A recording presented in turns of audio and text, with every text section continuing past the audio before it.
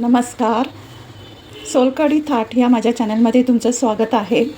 आज मी तुम्हाला उपम्याची रेसिपी दाखवते. तर त्यासाठी लागणारं साहित्य, इथे मी 2 वाटी रवा घेतला आहे, तूप रवा भाजण्यासाठी आणि थोडं फोडणीला इथे तेल घेतलं आहे. इथे राई, जिरं, हिंग, कढीपत्ता, मिरची. इथे मी 2 छोटे कांदे बारीक चिरून घेतले आहेत. त्यानंतर इथे किसलेलं थोडं आलं, शेंगदाणे, काजू, मीठ, साखर, एक चमचा, कापलेली कोथिंबीर. आता मी कृतीकडे जाते. इथे मी आता कढई गरम करत ठेवली आहे गॅसवर. त्यामध्ये मी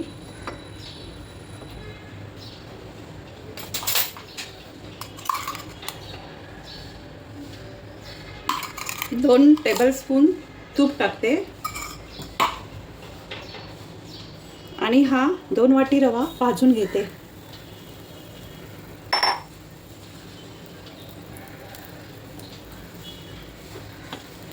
इथे मी रवा थोडा गुलाबी रंग येईपर्यंत भाजून घेतला. आता मी हा बाजूला ठेवते.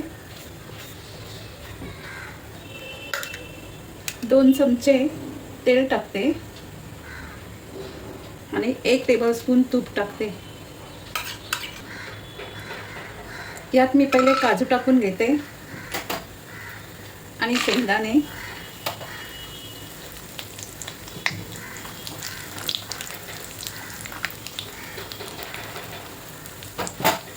थोडे लालसर झाले की त्यामध्ये राई टाकते, जिरं, हिंग, कढीपत्ता, मिरची आणि आलं. आता त्यात कांदा टाकून घेते.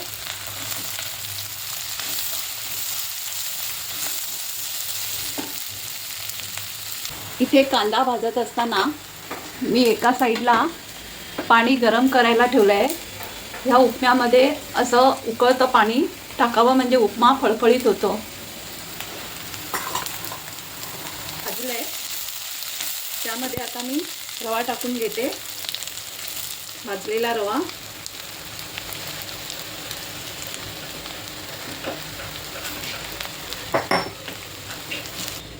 एक चमचा मीठ टाकते, चवीपुरतं टाका.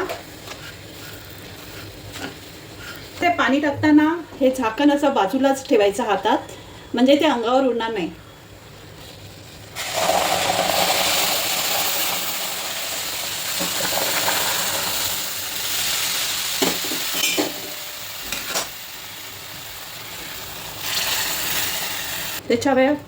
त्याच्यावरती थोडा वेळ झाकण ठेवून द्यायचं शिजण्यासाठी.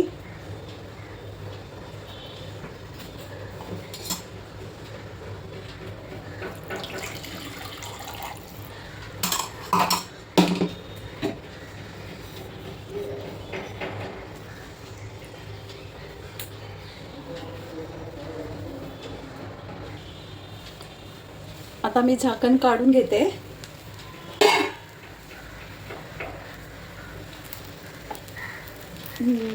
उपमा छानपैकी फुलला आहे. आता मी वरून 1 चमचा लिंबूचा रस टाकते.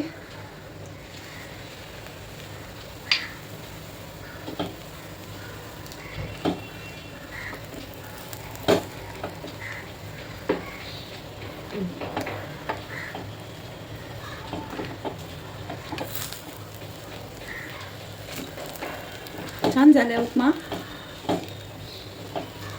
आता मी तुम्हाला तो सर्व करून दाखवते. गॅस बंद करते.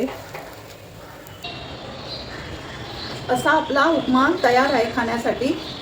तर आपण हा नाश्त्यासोबत किंवा टिफिनमध्ये न्यायला पण बनवू शकतो. तुम्हाला माझी रेसिपी आवडली असेल तर मला लाईक करा, शेअर करा, सबस्क्राईब करा. धन्यवाद.